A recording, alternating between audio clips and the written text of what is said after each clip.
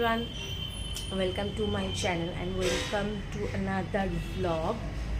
তো এই জাস্ট অনেকক্ষণ হয়েছে, আমি ঘুম থেকে উঠেছি। ঘুম থেকে উঠে আজকে দেখি মাই বিছানা তুলে নিয়েছে। এই যে আজ মাই বিছানা তুলে নিয়েছে, আমার করতে লাগেনি, মানজের থেকে করে নিয়েছে।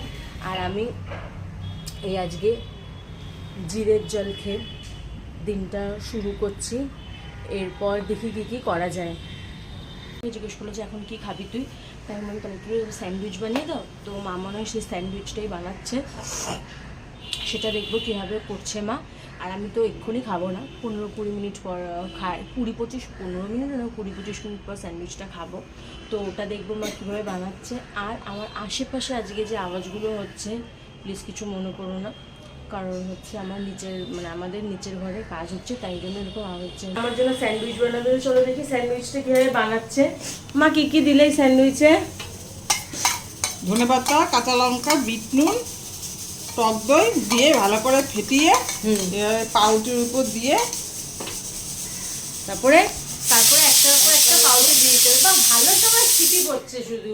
যাই হোক, এর মধ্যে অনেকে পেঁয়াজ দেয়, আমিও দিই অন্যদিন, যেহেতু আজকে মঙ্গলবার আমি নিরামিষ খাই, তাই জন্য আজকে পেঁয়াজ দিলাম না। তো এইটাকে এরকমভাবে একটার উপর একটা দিয়ে চাটুতে সেঁকলেই হয়ে যাবে। এটা খুব একটা ভালো খাবার। দিয়ে কিছুক্ষণ সেঁকে নিয়ে দেখতে কিছুটা এরকম হবে, সেঁকে নেওয়ার পর।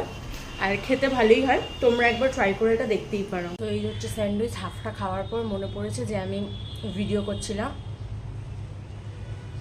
খেতে ভালোই হয়েছে, একবার খেয়ে দেখতেই পারো তোমরা। মা থাকবে না বলে মার খাওয়া হয়ে গেছে।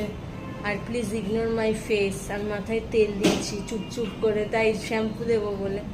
মার খাওয়া হয়ে গেছে, মা বেরোবে আজকে, থাকবে না। মা তো খেয়ে দিয়ে বেরিয়ে গেছে, তা আমি এখন একা একাই খাবো। তো খাবারে কি আছে? খাবারে আছে হচ্ছে ভাত, আলু সিদ্ধ তেল দিয়ে, এটা হচ্ছে তিল বাটা।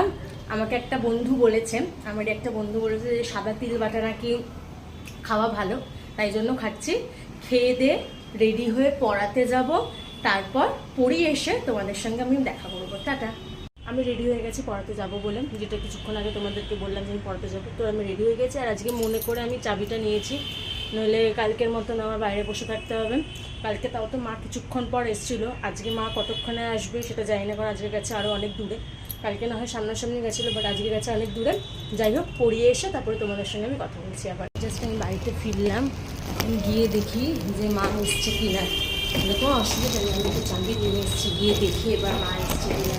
তো মা এখনও আসেনি, দেখি বললো তো সামনাসামনি আছে, চলে আসবে।